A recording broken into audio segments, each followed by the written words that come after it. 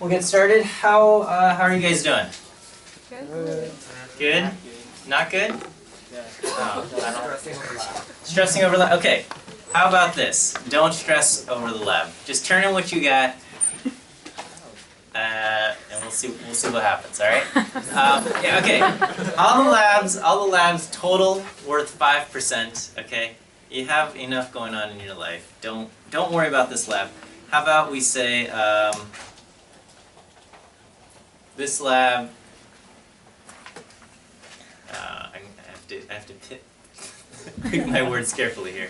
Okay, so well, let me just see. Show of hands. Who has completed the lab or feels confident in their ability to complete the lab? Okay, okay. And who feels like they're totally lost and screwed on this lab? Okay, okay.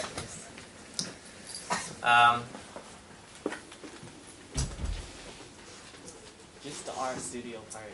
Just the RStudio part? Yeah. We don't know which code to write into RStudio. Yeah, I get that, I get that. I figured it would be the RStudio part because otherwise the lab is just a homework problem that's very easy, right? So, yeah. And you said we didn't have to worry about R Markdown this time, right? Yeah, you know, I was trying out the R R Markdown files. Apparently it works on PC, but not so well on Mac, and certain code functions play nice on certain platforms, but not others. So I'm going to try to, this weekend I'll take some time and try to make sure all of my code is cross-platform and things like that. Okay, so how about for this lab? We'll give everybody full credit, and if you actually did the lab and it looks good, we'll give you some extra credit, okay, for that. And then so whether you turn in a piece of paper that says I tried and you know, at least answer the questions. I guess like you can do the calculations by hand, even if you couldn't get the RStudio part correct. We'll just say turn that in. We'll give you full credit. You got to turn something in, okay? Don't do nothing and expect full credit. Okay, so turn something in. We'll give you full credit. If it looks like you figured out RStudio because you worked hard, we'll give you extra credit for that. Okay? Does that help relieve some stress here? Yes. Okay, so we'll do that. You have until midnight tonight, or technically 11:59 p.m. So don't worry about that. How was the homework from Chapter 4? I know I didn't cover everything, but I told Romelin to go over quartiles, which I think is a straightforward enough concept. Chapter 4 homework went okay? Yeah. Okay. Is the quantity of problems being assigned reasonable? Yes. Okay. And are we confident in our understanding of material through Chapter 4 thus far? Yes. Okay. So if, for example, you were to have a test today, you're not going to, but it was just literally variations of problems from the homework, would we feel confident in our taking of the test? Yes. Is this okay? All right, okay. And so far this class feels like worth your time? Yeah. Okay, thank you. All right, so I promise, you know, maybe some of this is review, some of this is very easy stuff so far. This stuff will get challenging and more interesting in my opinion as the course goes on.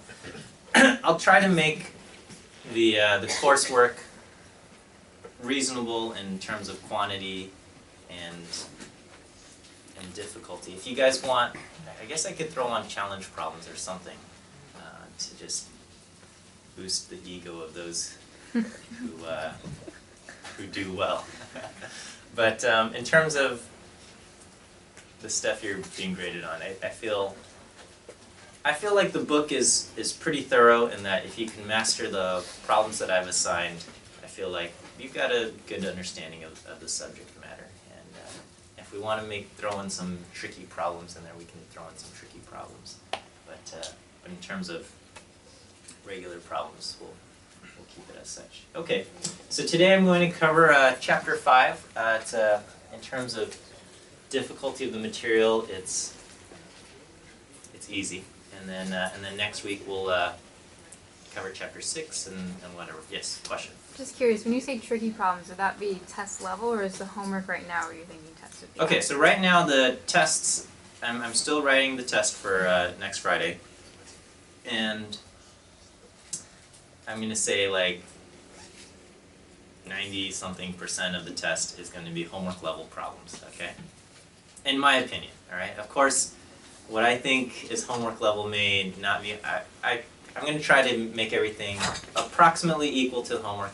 And I would say that would cover 100% of the exam, actually, in terms of things. And then I'll probably throw in like 1 or 2 bonus problems that will be, I don't know, tricky. Or not tricky, but just a step beyond what was covered in the homework. Okay. I don't know. I read a recent article and study on like how college students' levels of stress are higher than ever, and I felt bad. I hope I'm not contributing to the decline of your quality of life. But I, at the same time, I want to make sure you guys are getting your education, learning statistics, learning this subject which is so dear to my heart. So I want to make sure you learn, but at the same time, I don't want to suck the life out of you. So. Okay, we'll carry on.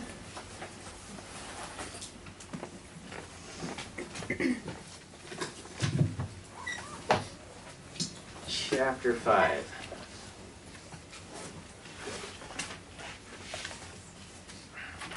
Okay, so just quick understanding, quick check of our understanding. Where did I put my dry erase pen?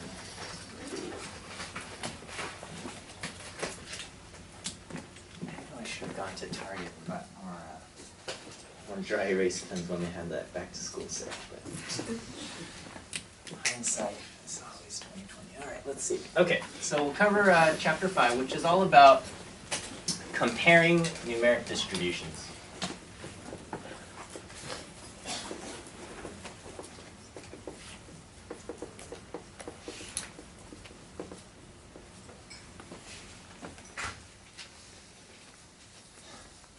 So in chapter 4, we learned a lot about describing a numeric distribution. We learned how to create a histogram, how to make dot plots and stem and leaf plots and things of that nature.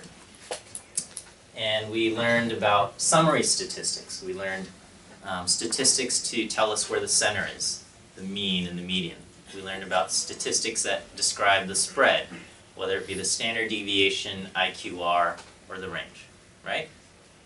Okay, and so all of these things are great, but they in of themselves are not very meaningful if they exist only in of themselves, okay? If I tell you that the average score on some test is 523 points, or I'll say, a classroom of students took some test and their average score was 523 points, that in of itself is not very meaningful. But if I tell you that the national average for this test is 500 points, now you get an idea that, oh, okay, this classroom performed above average. Okay, they scored an average of 523 versus the national average of 500. But now the question is 523 remarkably higher than average, or is it just slightly above average? And that's where the concept of spread comes in. If I tell you that the standard deviation is 100 points, then scoring 523 is not that impressive versus the national average. But if I tell you that the standard deviation is 10 points, then having an average of 523 would be very impressive. Is that okay? All right. And that comes into play with finding z-scores, things like that. I talked about z-scores. No. Okay. I'm getting my other class mixed up. Don't worry. We'll worry about that later. Okay. Z-scores come into the future. Okay, but so we have let's see. Some measures of center which would be the mean, the median, and then other measures of location.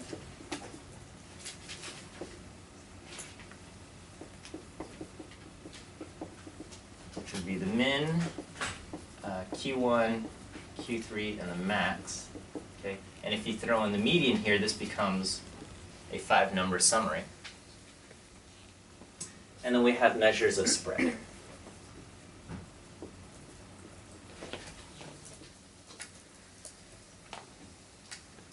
Which would be the standard deviation, IQR, and range. Okay, you should know all of these ways to calculate all of these summary statistics for any set of numeric data. Okay, so let's say, let me use an example here. All right.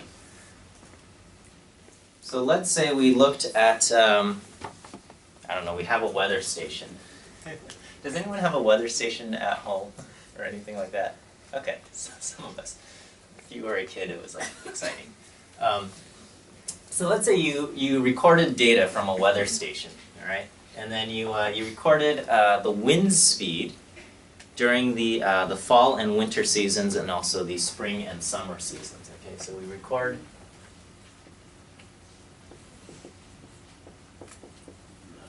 the wind speed. Okay, and so for the fall and winter,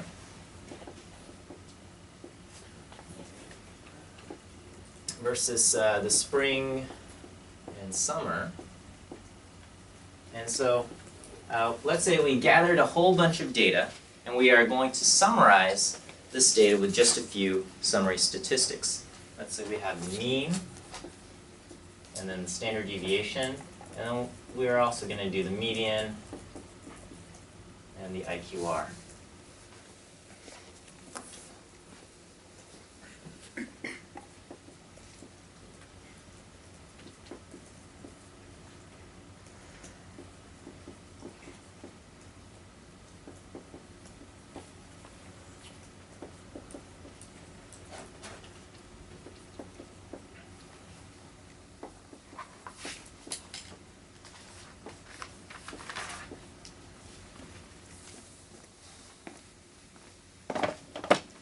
So based on these summary statistics, what can we say about wind speeds that we see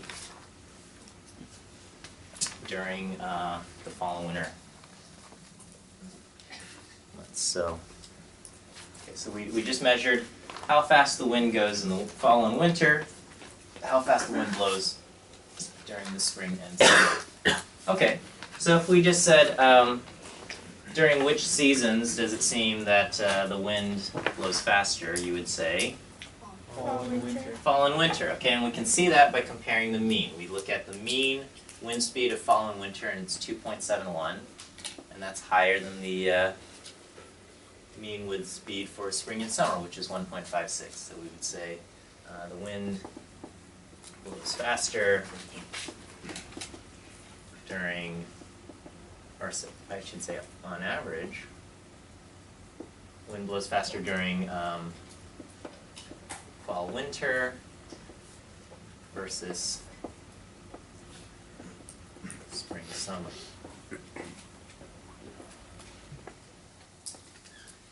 In my mind, I always feel like December is a winter month, but it's technically more of a fall month, right? Because first day of winter is like December 21st, so like 2/3 of December is actually in the autumn. But anyway, who cares?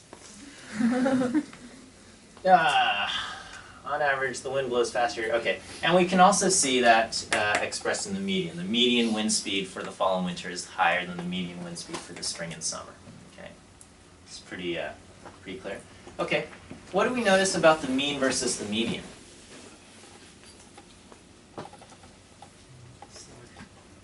Okay, so in both cases, for the fall, the mean is larger than the median, and also for the spring and summer, the mean is larger than the median. Does that tell us anything?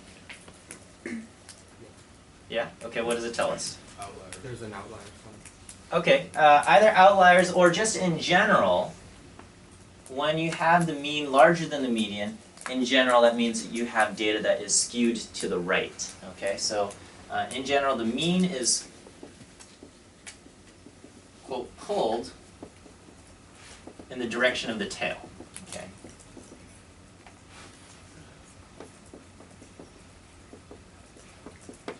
So the mean, so by having the mean being greater than the median indicates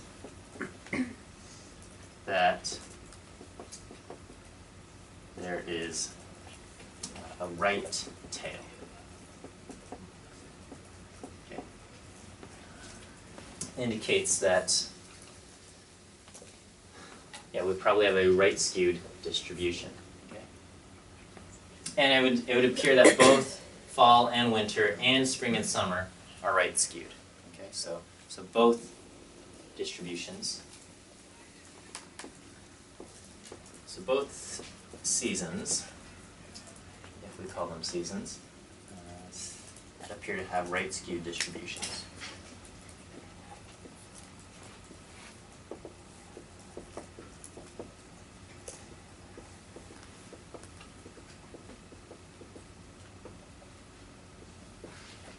All right, and what can we say about the spread?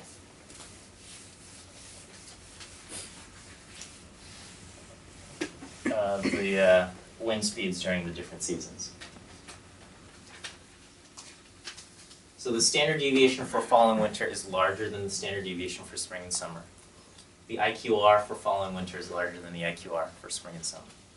So that would tell us that the fall and winter experience a wider range of, or greater variation in the different wind speeds. So there might be days with less wind and some days with lots of wind in fall and spring.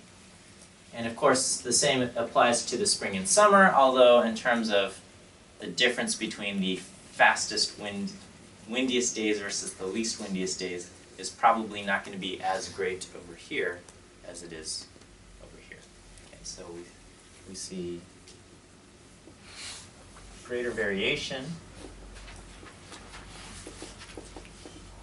in wind speeds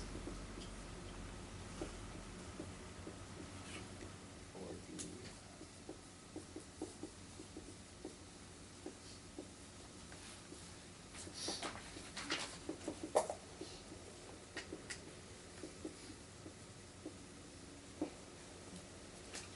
and if we were to look at a histogram,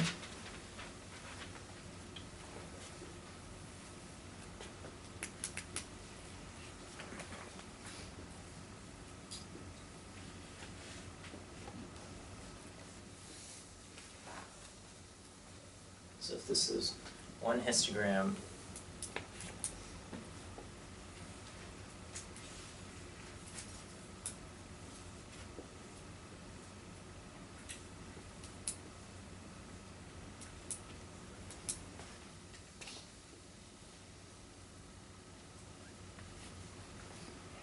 both of these start off at 0.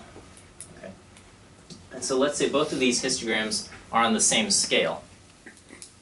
Which one belongs to the fall and winter and which one belongs to the spring and summer? Yeah, so this one would belong to the fall and winter. And this would be the spring and summer. Okay, and there's a few key things that tip us off. One, we see that the center for the lower histogram is more to the right, meaning we have a larger mean, larger median for the fall winter. Okay, so if we looked at where the center is, that would probably be somewhere over here. And if we look at the center over here, that would be over here. So we have a larger center in this one versus this one, so that would be our first indication that this is fall and winter. And then the other part that corroborates with that would be that the spread that we see in fall and winter is greater than we see for spring and summer. And both of these we do see are right skewed.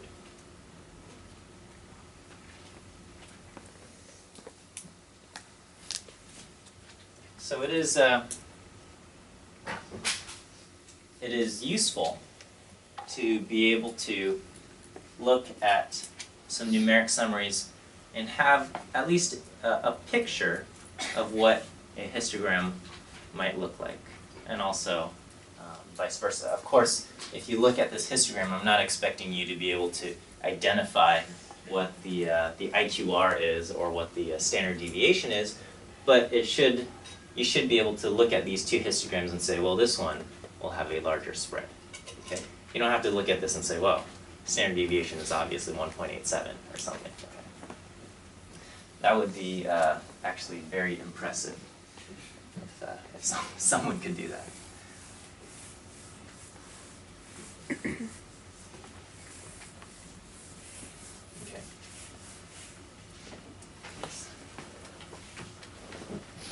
I have to tell the classroom people that these erasers are terrible.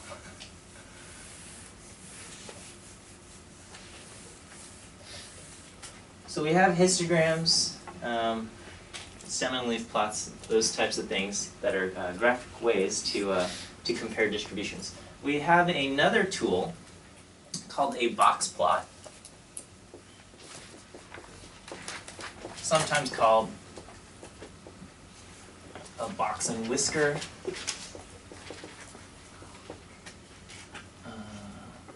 plot, or something, which is another graphic display. So it's like a histogram, like a dot plot, things like that. Except this is really a minimal, bare minimum information. Okay, so this is just presents, I quote, bare minimum.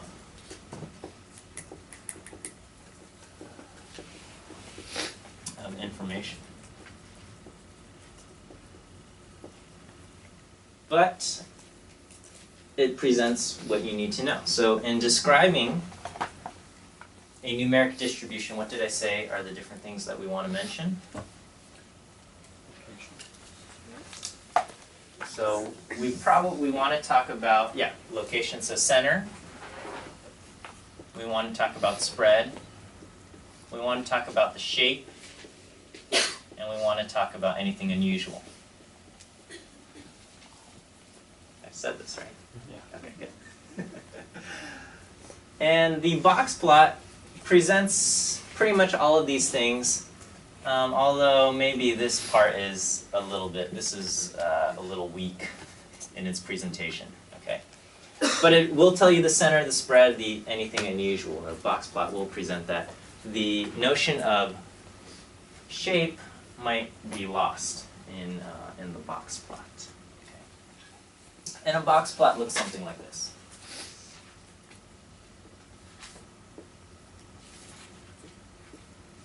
Okay, and of course, because it's a graphic display of a numeric variable, across the bottom we have a numeric axis.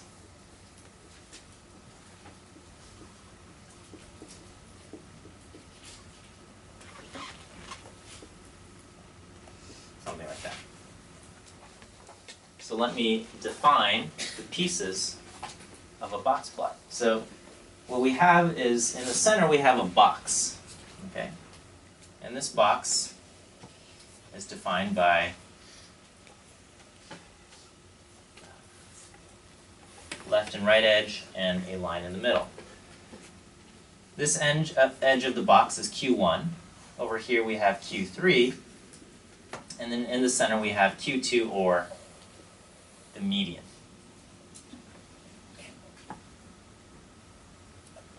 And then we have whiskers. Okay, these lines coming out of the box are known as whiskers. And they extend to the min and max of the smallest and largest points that are considered quote unquote normal. Okay, so they go to the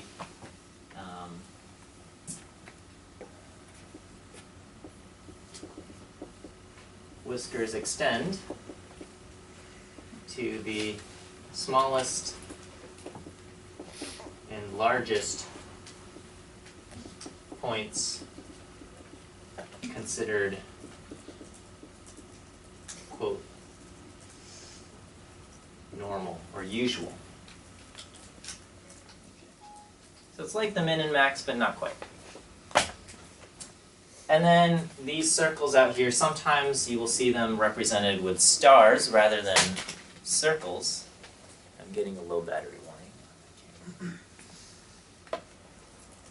These are considered outliers.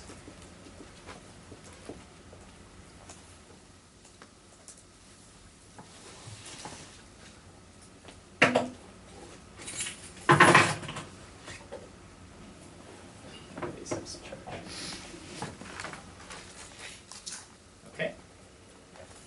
So there we have the question of how do we decide what is an outlier, what is not an outlier. Okay.